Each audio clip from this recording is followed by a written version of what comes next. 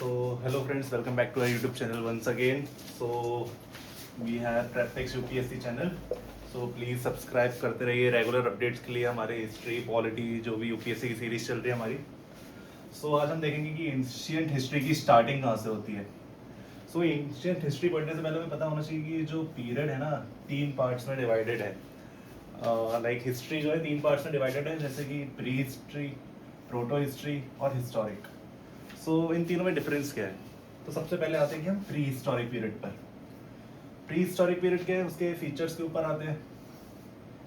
No literary sources और records, हमें इनका कोई भी लिटरेरी सोर्सेज नहीं मिले. लिटरेरी सोर्सेज मतलब कि कोई स्क्रिप्ट हो या मैन्युस्क्रिप्ट जैसी चीज़ हमें कुछ भी नहीं मिली है, इसलिए हमारे पास इसका कोई ऐसा एविडेंस नहीं है लिटरेरी सोर्सेज जैसा. पर हमारे पास आर्कियोलॉजिकल सोर्सेज हैं. आर्कियोलॉजिकल सोर्सेज क्या होते हैं, कोई फॉसिल हो गया या फिर हम कहीं एक्सकवेशन कर रहे हैं तो हमें कोई सील मिल गई या फिर कॉइन मिल गया या तो फिर हमें बोन्स मिल गए, टूल्स मिल गए, स्टोन्स, मेटल्स एक्सेट्रा, ये सारे होते हैं. एक चीज़ जो चीज़ अगर हमें कोई आज मेटल मिला है, अगर वो 100 ईयर्स से ज़्यादा पुराना है तो हम उसे आर्टिफैक्ट बोलते हैं. कुछ लोगों को डाउट हो रहा है कि आर्टिफैक्ट्स क्या होता है. आर्टिफैक्ट्स वो होते हैं सिंपली जो कि 100 ईयर्स से पुराने होते हैं. अब आते हैं कि ये जो पीरियड है प्री हिस्ट्री, ये चार चीज़ों में डिवाइडेड है. Palaeolithic, mesolithic, Neolithic and chalcolithic.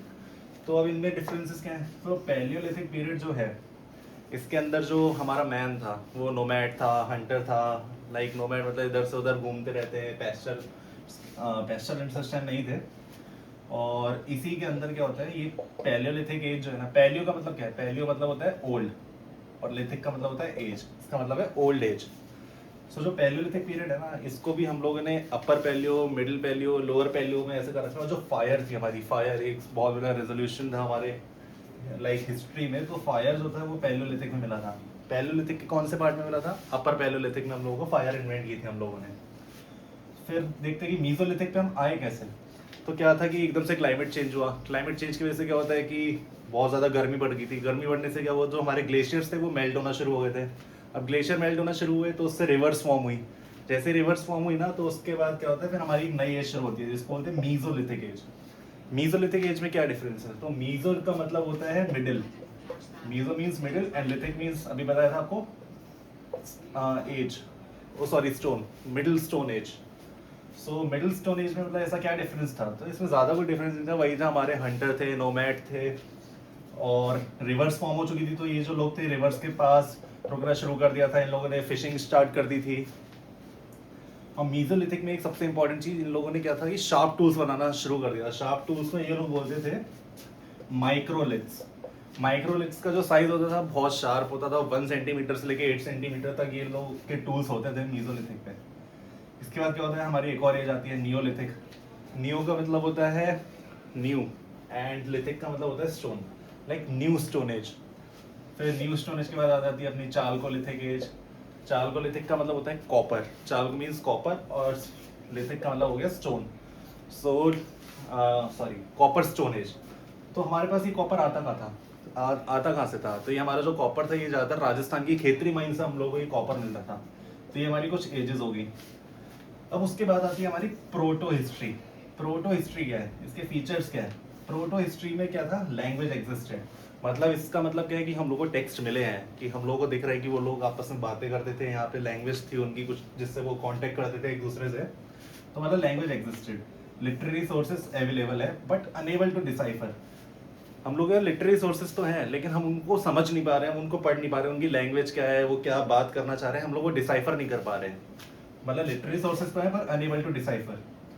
फिर सेकंड चीज, आर्कियोलॉजिकल सोर्सेज हमें मिले इसमें भी कि बोन्स, स्टोन, टूल्स वगैरह हमें सब कुछ मिला हुआ है. सबसे अच्छा एक एग्जांपल है इसका इंडस वैली सिविलाइजेशन, जो कि 2500 से 1900 बीसी से चलती आई है. चलती नहीं आई है मतलब कि ये इस टाइम एग्जिस्ट करती थी इस पीरियड के बीच में. यही हमारा भी फर्स्ट चैप्टर होगा. इस वीडियो के बाद जो हमारा पहला चैप्टर आएगा वो इंडस वैली सिविलाइजेशन के ऊपर आएगा. बहुत अच्छा चैप्टर होने वाला है, बहुत ईजिली हम समझेंगे इस चीज़ को. फिर उसके बाद आता है हमारा हिस्टोरिक पीरियड. हिस्टोरिक पीरियड में क्या फीचर्स हैं, लिटरेरी सोर्सेज, आर्कियोलॉजिकल सोर्सेज बहुत अवेलेबल है. हमने जो भी स्क्रिप्ट्स वगैरह है वो सब डिसाइफर कर रखी है, हमें सब समझ आ रखा है उनके बारे में. एग्जाम्पल ऋग्वेदा से लेके टिल टुडे, आज जो डेट है, आज है 12th. तो 12th ऑफ 2026 ये आज की डेट तक चलता हुआ आ रहा है हिस्टोरिक पीरियड। हिस्ट्री का सिंपल मतलब क्या है, पास्ट। कल भी जो बात करेंगे वो हमें एक हिस्ट्री बन जाएगी, तो नॉर्मल सी बात है इसके ऊपर। और पहली बात आपको मैंने इंट्रोडक्शन क्लास में बताया था, इससे रिलेटेड कोई भी करंट अफेयर्स हमें पढ़नी नहीं होती, क्योंकि एक डेट सब्जेक्ट होता है ये।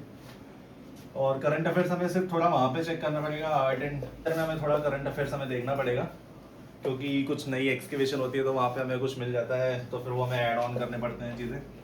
अब कुछ बेसिक टर्म्स देख लेते हैं जो हिस्ट्री में अलग अलग जगह यूज होंगी। बीसी क्या होता है, एडी क्या होता है, डेकेड क्या होता है, सेंचुरी क्या होता है। बीसी बिफोर क्राइस्ट, क्राइस्ट के बर्थ से पहले, तो हम उसे बीसी, और बीसी डिक्रीज होता है। जैसे कि ये देखिए यहाँ पे लिखा है 2500 टू 1900, मतलब 2500 पहले आया और उसके बाद 1900 आया है। और एडी क्या होता है, एनो डोमिनी। एनो डोमिनी जस्ट सिंपली कुछ नहीं, in the name of Lord.